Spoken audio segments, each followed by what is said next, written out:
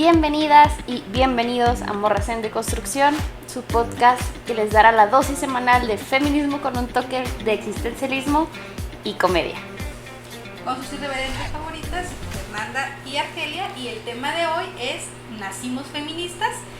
Y bueno, primero que nada, Fernanda, creo que hay que presentarnos. Estamos empezando, entonces también es importante que nos conozcan. Yo soy Argelia, soy abogada de profesión, soy mamá, soy esposa, soy hermana, soy amiga y soy activista y defensora de derechos humanos de las mujeres, niñas y niños. De manera principal en ese tema es donde andamos. Muy bien, yo soy Fernanda, morra feminista, no sé, como dice nuestra intro, una morra en proceso de construcción. Me dedico junto con Arge al acompañamiento de personas víctimas de violencia por razones de género, y sigo en este proceso de entender qué rayos es lo que estamos haciendo. Yo soy la bebé del podcast, la verdad es que yo aprendo mucho de Arge porque apenas estoy entendiendo qué rollo. Yo tampoco sé lo que hago, pero ella dice que aprende de mí, entonces aprendemos ese secreto. Una de la otra. Bueno, yo creo que es muy importante que empecemos con esta pregunta de si nacemos feministas, si nos hacemos feministas, porque yo creo sinceramente que nadie nace siendo feminista, porque la vida nos lleva a ser feministas. Vivimos en una sociedad sumamente machista, sumamente patriarcal, y pues nosotras somos de Chihuahua. Por si no lo notaron en el acento. Nuestro acentito tan maravilloso. Y nuestro estado es un estado que tiene avances en tema de derechos de las mujeres, en el reconocimiento y en la posibilidad de que se ejerciten estos derechos, pero al mismo tiempo somos una sociedad, diríamos, quienes vivimos en Chihuahua, somos un rancho grande. Entonces nos toca el aprender a deconstruirnos, y habemos quienes nos toca deconstruirnos solitas, quienes nos toca empezar un camino en solitario para luego hacer comunidad con otras mujeres feministas, porque al menos mis primeros toques feministas o con movimientos feministas fue ya después de los 20 años. Entonces mis primeras etapas de vida las viví sintiéndome rara porque no encajaba en las concepciones que la sociedad tiene, ¿no? Yo no estuve en una crianza tan machista porque mi mamá era una mujer muy empoderada. Ella, en cuestiones de la casa, ella hacía todo desde electricidad hasta fontanería. Evidentemente mi mamá tenía una doble jornada porque mi familia no se salva de ser una familia muy tradicional, pero tenía sus pequeños espacios libres de lo tradicional, ¿no? Mi papá nos cocinaba, y de ahí yo tuve un pequeño escalón a lo mejor avanzado que para otras mujeres no les es tan sencillo.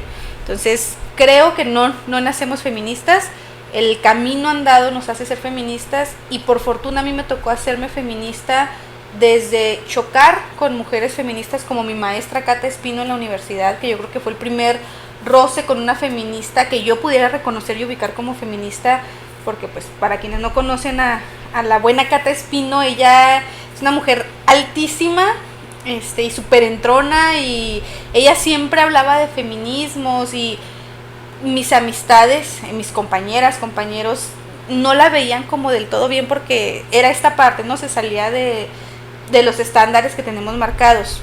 Luego llego en mi servicio social a la fiscalía y encuentro a Luisiana, una muy querida amiga, abogada, Ministerio Público, y encuentro cuáles son los espacios en los que las mujeres nos encontramos más vulneradas, ¿no? Temas de violencia familiar, temas de delitos que son contra niñas y niños, y es donde yo creo que mi choque es el asumirme que desde hacía mucho tiempo era feminista, pero hasta ese momento lo hacía y me daba vergüenza. Me daba mucha vergüenza, así como cuando uno es así de, es que soy feminista, y ya nadie sabía qué estaba diciendo yo, y otra vez era, es que me asumo feminista, hasta que un día dije, soy feminista. Pero sí, fue un camino bastante complicado el aceptar que era feminista. Es así como, no sé, como decir, me robé un chicle. Así de vergonzoso era. O como yo, cuando me acepto y me asumo súper fan de Jaime Camil y todo el mundo se burla de mí por eso y... Ese tipo de vergüenza que no debería existir. Todos deberíamos ser fan de Jaime Camil, la verdad. Y este es un debate que tenemos constantemente Argelia y yo. Pero sí, es esta parte de la no quiero usar la palabra de vergüenza, porque creo que no es el sentimiento, pero es este miedo al rechazo, ¿no? Más que miedo a asumir que eres parte de este movimiento, creo que es este miedo al rechazo y que estos conceptos que tenemos, ¿no? De la feminista, justo preparándome para el inicio de nuestro podcast, me puse a leer mis apuntes de cuando entré a la Escuela de Formación Feminista de aquí en Chihuahua, que fue creada por una maravillosa amiga que tenemos, Verónica Terrazas, y a mí en la Escuela de Formación me ayudaron como a entender esta parte de no tienen nada de malo y muchos tenemos estos conceptos del feminismo, de la feminista como bien errados, ¿no? O sea, esta morra frustrada, que decidió ser feminista porque no le ha ido bien en el amor, no le ha ido bien con los hombres, pues no sé, me imagino que todas y todos tenemos como esta idea, ¿no? En nuestra cabeza lo que es esta feminista malvada que va a chuparte la sangre, y te va a convertir. Y creo que viene de ahí, ¿no? Este miedo y este temor a asumirnos algo que socialmente todavía tiene esa connotación negativa, ¿no? Aunque la verdad es que tengo que admitir que las morras más jóvenes que nosotras están haciendo un maravilloso trabajo con su activismo para normalizar el asumirse feministas. Entonces, sí, entiendo muy bien ese sentimiento que dice Arge del miedo, ¿no? Del tabú de asumirse feminista. Y pues les platico un poco de mi experiencia. La verdad es que creo que tienen similitudes grandes nuestras experiencias a este camino del feminismo, porque ambas nos topamos con estas mujeres que de una manera muy sutil pero muy bonita y muy sorora nos agarraron de la mano y nos dijeron así como, esto que haces tú tiene nombre, se llama feminismo. Entonces pues yo también, igual que Arge, vengo de una familia tradicional, entre comillas, muy entre comillas, porque mis papás vienen de formaciones súper tradicionales. Mi mamá viene de escuela de monjas toda la vida y la verdad es que ahora sí que mi ejemplo de cómo terminé aquí definitivamente es la Luli, así le decimos. Un día esperemos que la puedan conocer aquí en el podcast. Estás y que les invitada, platique, Luli. les platique que es tener una hija tan loca como su servidora. Pero mi madre viene de esta construcción súper católica, pero ella decide ser médica. Entonces, en su camino por la medicina, un día le ofrecen una plaza y la plaza es atendiendo a personas que viven con VIH y SIDA en los 90s. Claro que hablar ahorita del VIH y del SIDA es otro boleto totalmente diferente, pero mi mamá entró al mundo del VIH cuando no había tratamientos, cuando no tenía ni idea ni qué pasaba, ¿no? O sea, mi mamá, y espero algún día lo puedan escuchar de su voz, pero mi mamá vivió el tener que como paliar los efectos del VIH, pero sabiendo que su paciente no iba a sobrevivir por más esfuerzos que ella hiciera. Entonces mi madre decide especializarse en esta enfermedad cuando todo el mundo le tenía miedo y era la enfermedad tabú, porque aparte venía de esta creencia que nada más la comunidad la sufría y todo eso estando embarazada de mí. O sea, además ella tomó la decisión de tomar este reto tan enorme embarazada de mí y imagínense, ¿no? O sea, quien haya tenido algún tipo de cercanía con alguna persona servidora de la salud, puede saber el miedo que le tenían a contagiarse. O sea, había personas que llegaban al absurdo de no querer tocar a los pacientes porque no se fueran a enfermar, y mi mamá no solamente no tenía miedo y los trataba de una manera digna, sino que lo hacía embarazada. ¿No? Mi mamá dijo, además, no tengo miedo que pongo mi vida y la de mi hija aquí. y ya nos aquí, todo perfectamente bien, porque ella sabía que esas personas merecían un trato digno. Entonces mi acercamiento al feminismo no fue propiamente directamente con el tema de mujeres, sino el tema de derechos humanos, la dignidad humana. Y después pues pasa el tiempo, y este es mi ejemplo de vida. Yo crecí viendo a esta maravillosa mujer luchar por la dignidad de las personas, y después llego a la universidad y me topo con una maravillosa persona que hasta la fecha es mi maestra, pero de vida. O sea, yo la admiro y la admiraré siempre, que es Tere Terrazas, y ella nos da esta idea de que el derecho, porque algo que se me pasó a decir, abogadas de profesión ambas, que el derecho no se trata nada más de qué beneficio puedes sacar para ti mismo, sino que el derecho debería tener como base los derechos humanos.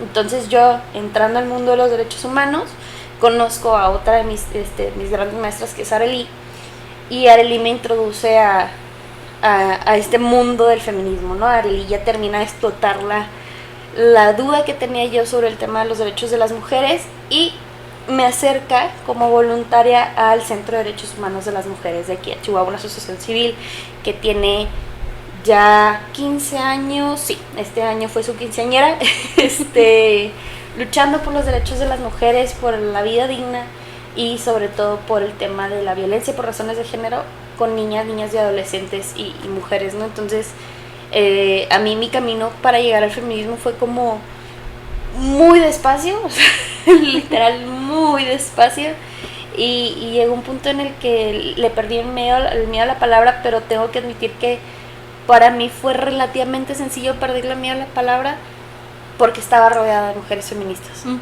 Entonces, estando en un espacio como el centro, en el que literal era lo más natural del mundo ser feminista, es más sencillo, ¿no? Y obviamente eso no es un espacio que todas tenemos el privilegio de recibir, ¿no? Cuando estamos iniciándonos en este proceso de construcción. Yo lo agradezco muchísimo porque me ayudó montones a que no me fuera tan doloroso como lo puede llegar a ser. Pero sí, ese es mi caminar hacia el feminismo, en resumen muy chiquito. Fíjense que, como ya lo mencionamos, somos de Chihuahua, ahí por si se les había olvidado con nuestro maravilloso acento.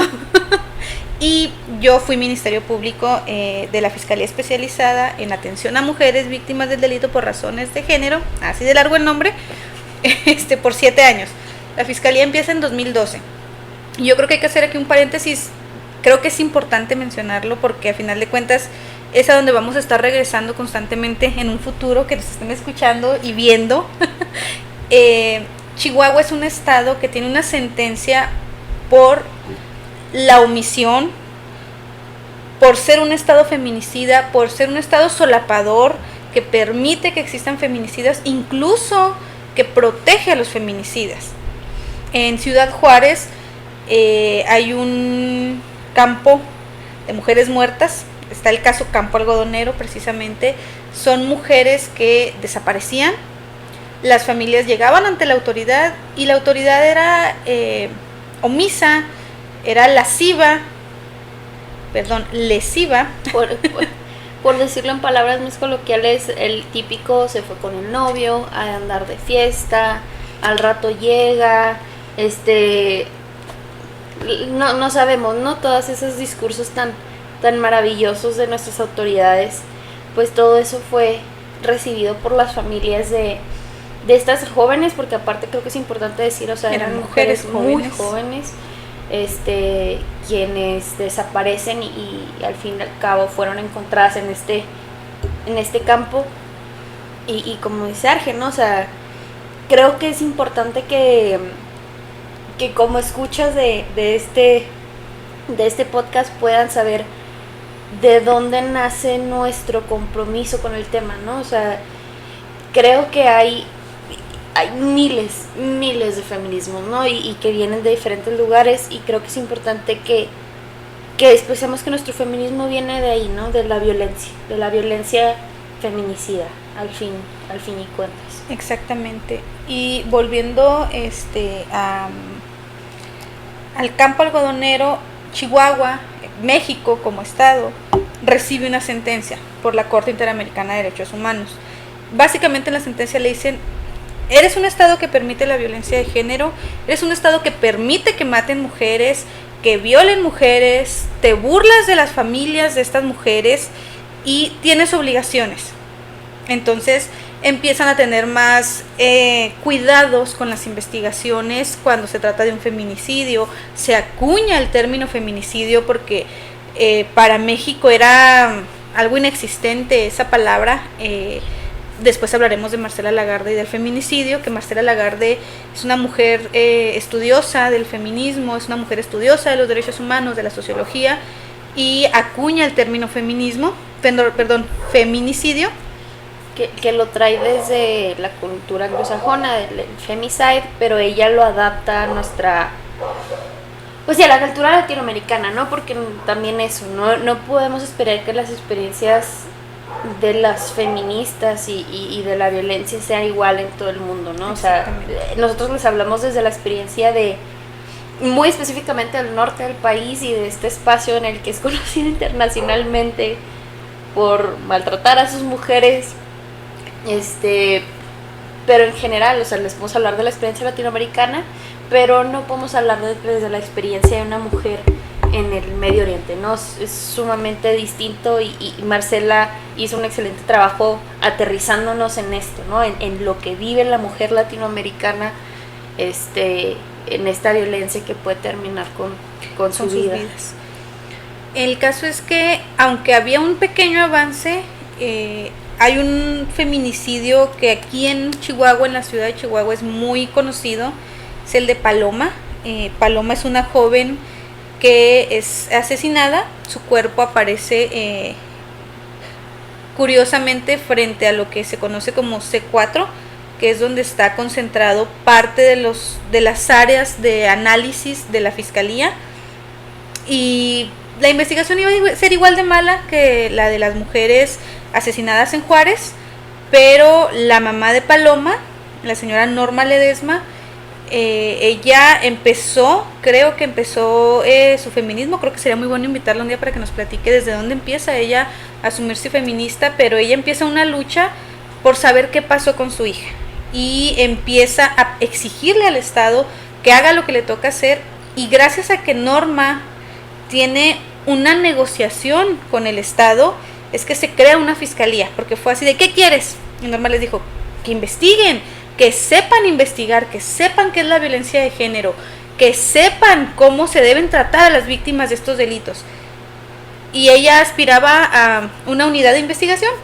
Le dieron una fiscalía, que dicho sea de paso es una fiscalía que tiene muchas carencias, pero de eso hablaremos en otro tema también. Y se crea la fiscalía. En 2012 se crea una fiscalía especializada que atiende solamente delitos que son cometidos contra mujeres, pero por la razón de género, porque son mujeres, son violentadas por el simple hecho de ser mujeres. Ya en Chihuahua teníamos el delito de la violencia familiar, y es un delito que principalmente se investiga en esta fiscalía, y es como conocí yo a María Fernanda. Es un poco más larga la historia, pero básicamente hubo un juicio donde yo era Ministerio Público. Sí, y Arge fue mi primer MP. Yo siendo una bebecita del derecho y en general en la vida, yo creo que yo tenía, sin mucho, 3 semanas de haber iniciado a trabajar en el Centro de Derechos Humanos de las Mujeres, y no recuerdo bien en qué contexto se dio, pero la abogada titular de la carpeta que iba a juicio con Argelia tenía que salir de la ciudad, entonces fue así como que te toca, ¿no? Entonces yo dato curioso, yo toda la vida me había dedicado al derecho civil y familiar, o sea, yo era otra rama totalmente del derecho penal, y de repente es como, no solamente vas a iniciar en el penal, vas a iniciar en el penal con un juicio oral sobre violencia, y tuve la bendición, porque no lo puedo decir de otra manera, la bendición de que mi primer MP fuera Arge, y me acuerdo, o sea, para mí, y lo recordamos porque aparte, para mí es algo bien bonito, que el día no fue el día que iniciamos, el día que iniciamos fue un desastre que se lo dejaré a Arge para que se los platique, para que se burle un ratito de mí, pero en los días siguientes me empezó a platicar sobre su vida, o sea, ella como si fuéramos amigas de toda la vida, y yo así como caes a todo dar. Y me acuerdo un chorro que me platicaba de que acaban de comprar un terreno ella y su todavía no esposo, pero ya prometido, y me platicaba los proyectos de crear su casa, ¿no? En su hogar, y justo este podcast está grabando en ese bello hogar que se soñó hace muchos años, en el que nos conocimos, y le digo a Arge que cada vez que vengo me da sentimiento porque me acuerdo, y yo soy bien chillona y se darán cuenta más adelante, pero sí, Arge fue mi primera ministerio público, pero como era una bebé del derecho penal, podrán ver que no fue libre de problemas mi primer juicio, y aunque me tuvo paciencia, pues sí, también pasaron algunas cosas no tan padres. Es esta parte del caminar en el feminismo y de encontrarte con familia. Nota, para quienes nos escuchen o nos vean, que me conocieron hace algunos años, yo no hablaba. A mí en la universidad me decían la muda. Entonces yo creo que todo lo que me guardé se lo solté a la pobre criatura que tengo enseguida. Pero güey, véanos aquí ahora, ¿no? Entonces, qué bueno que guardó todo lo que tenía que decir para yo poder recibirlo. El caso es que aquí en Chihuahua fuimos de los primeros estados donde empieza el sistema oral, y ya teníamos alguna experiencia. Entonces nuestros procesos yo no. Eso queda más que obvio. Yo creo que había estudiantes de primer semestre que sabíamos que yo en ese momento estaba en pánico. Yo estaba en pánico total.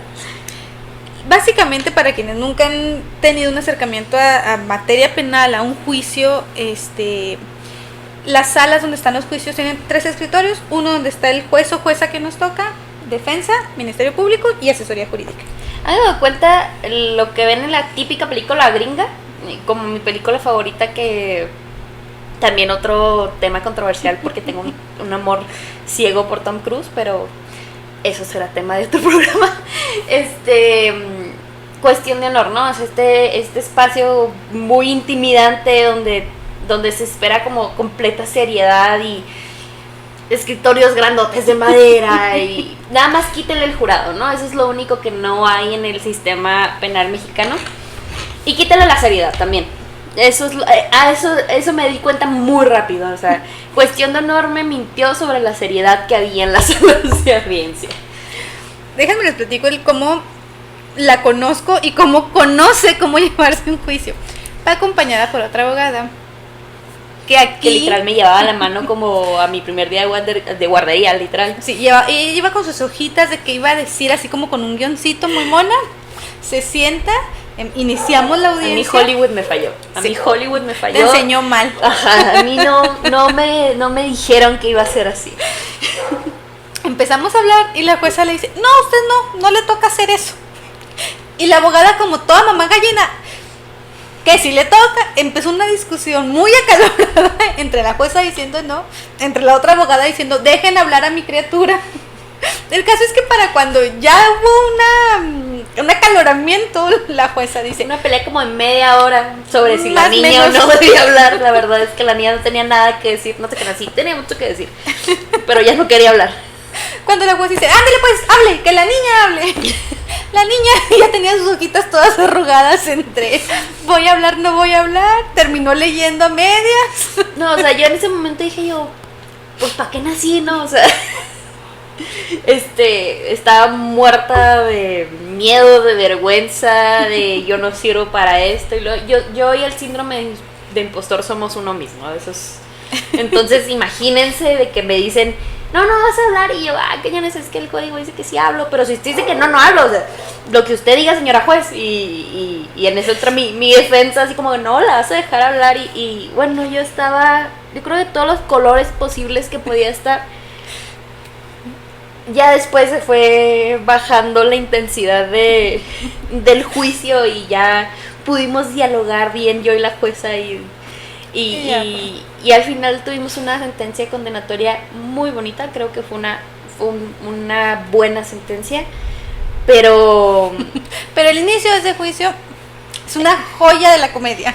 Sí, no, la verdad es que me encantaría decirles consigo el video para que me vean, o sea, tal vez no escuchen porque obviamente pues la intimidad de la víctima, pero para que nomás vean la cara, o sea, mi cara de llévenme, o sea, ya se cancela esto de ser abogada, me voy a ir a otro lado y no, pero la verdad es que allí y sí me salvó mucho el hecho de que Arge fuera amable conmigo y no se burlara, porque la verdad es que cualquier otro abogado era así como que o sea, la niña no sabe nada, ¿no? Entonces, al contrario, me agarró de la manita, fue así como, no pasa nada, tú tranqui, mira, esta es la A y esta es la B, y si la juntamos dice A. Ajá, o sea, todo salió bien al final, pero sí, ese es el atrabancado momento en el que Arge y yo unimos caminos, y aquí andamos, la verdad es que ha sido bien curioso porque Arge y yo, o sea, aparte en este dúo hay una tercera y hermosa persona con la que compartimos nuestros espacios de lucha, que es Naomi, que esperamos también que la conozcan muy muy pronto, pero Diosita, el universo y todo lo que se quieran imaginar decidió juntar a 3 personas con problemas mentales y una lucha en común y ponerlas en un mismo espacio y es así como generamos esta amistad y como en esta amistad generamos la idea de híjole, ojalá y todo el mundo tuviera un espacio en el que se sienta seguro, cómodo y que pueda hablar de estos temas, ¿no? O sea, porque estos normalmente son temas bien difíciles de tratar y es bien difícil encontrar un espacio en el que te sientas cómodo hablándolo. Entonces, así es como nace Morras en Deconstrucción, ¿no? O sea, queremos generar una comunidad, nosotras con ustedes, en la que podamos hablar de estos temas, reírnos, aunque a veces la risa nada más sirve para curar un poquito el alma, y poder generar espacios en común en los que reflexionemos, ¿no? O sea, reflexionemos sobre nuestras vivencias, sobre lo que hemos logrado en nuestros espacios y que queremos seguir logrando, ¿no? Y es así como terminamos con un micrófono y un sueño y sentadas aquí esperando que a ustedes les agrade las tonterías que tenemos que decir, que no son tonterías, pero que también de antemano entendemos que este primer capítulo, pues la verdad de comedia tuvo muy poco. Es difícil presentarnos o explicarles quiénes somos y por qué somos desde un espacio, pues sí, comédico, porque tendemos a hacer cosas sumamente complicadas, pero el humor negro es lo que nos ha mantenido vivas. Y cuerdas además. Y cuerdas es debatible lo cuerdas vivas, sí, aquí andamos. Pero pues sí, que sepan que este es un espacio seguro en el que la idea es simplemente que podamos platicar, ¿no? Crear un espacio en el que podamos tener una conversación sobre temas pues sí, un poco escabrosos, pero a la vez importantes. Y sobre todo queremos que sea una plataforma para que no solamente nosotras, en un futuro esperamos tenerles muchas invitadas y muchos invitados, porque también eso es otro tema, que les puedan contar su vivencia desde vivir en este mundo patriarcal luchando y cómo lo han hecho, ¿no? Porque no todas las personas que vengan a este podcast se van a asumir feministas, no todas las personas que vengan a este podcast deben asumirse feministas, porque también esperamos poderles presentar a los hombres de nuestras vidas que nos han apoyado en nuestras luchas, ¿no?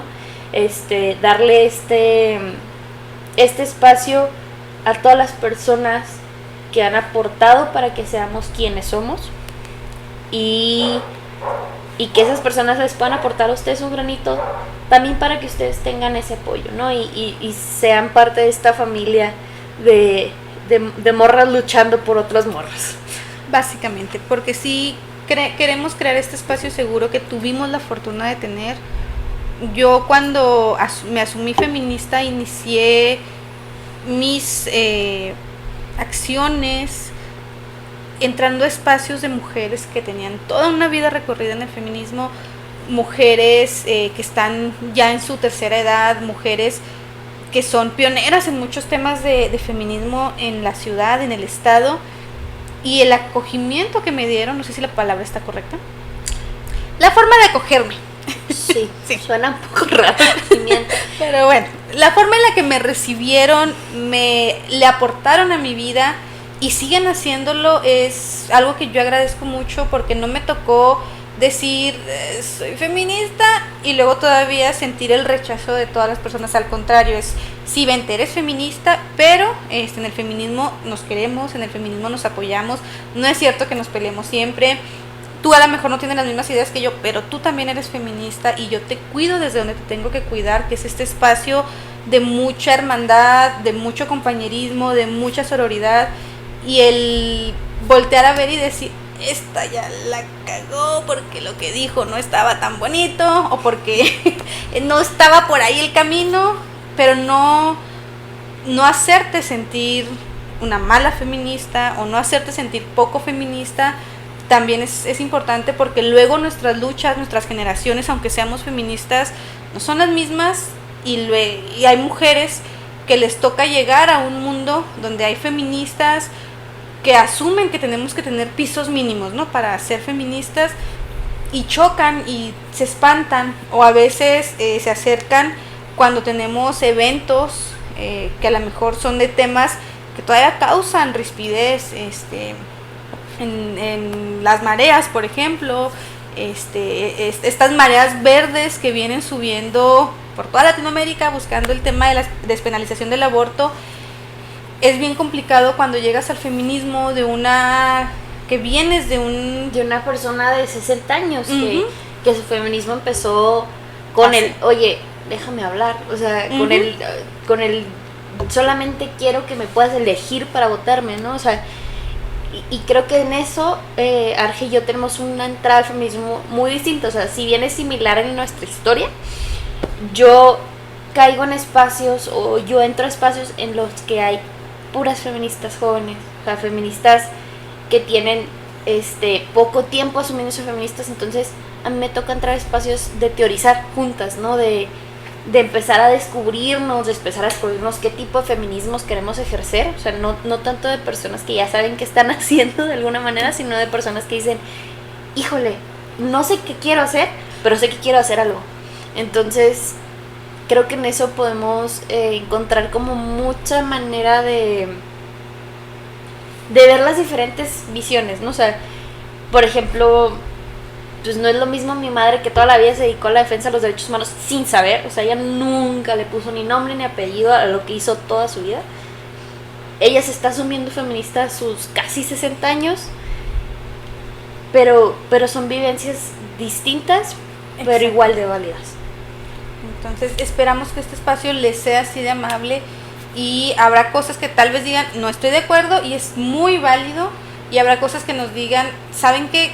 Estoy de acuerdo, y todavía les sumo un poquito más, porque ese es Morras en Deconstrucción, un espacio donde estamos deconstruyendo todas esas bases que tenemos en nuestra sociedad, todos esos ideales que nos construyeron desde muy pequeñas, nuestras familias, nuestras escuelas, los espacios publicitarios, los espacios de medios de comunicación, que fueron creando en nosotras esos cimientos que no nos ayudan en nada a tener un espacio digno, seguro e igualitario en todos los sentidos con los varones, que al final de cuentas es a quienes también se les educa para que ejerzan actos de violencia, ¿no? Entonces, esto es Morras en Deconstrucción. Esperamos que les guste, les esperamos cada semana. Vamos a estar hablando de todos los temas que se puedan imaginar, y nos pueden sugerir temas.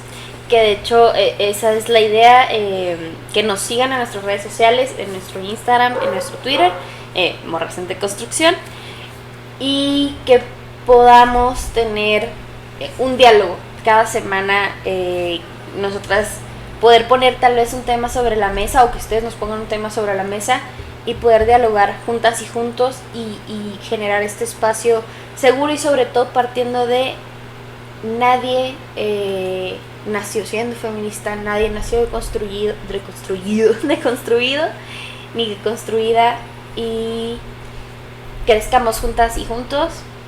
Entonces los esperamos el próximo martes con un nuevo tema. Este tema fue un tanto chiquito y rápido, porque la idea era presentarnos con todas ustedes y con todos ustedes, y poder tener un espacio en el que nos conozcan, y ya poder después entrar a los temas más controversiales o escabrosos, y lograr ahí, pues sí, una conversación. Nos escuchamos y nos vemos el próximo martes. Tengan una maravillosa semana. Hasta luego.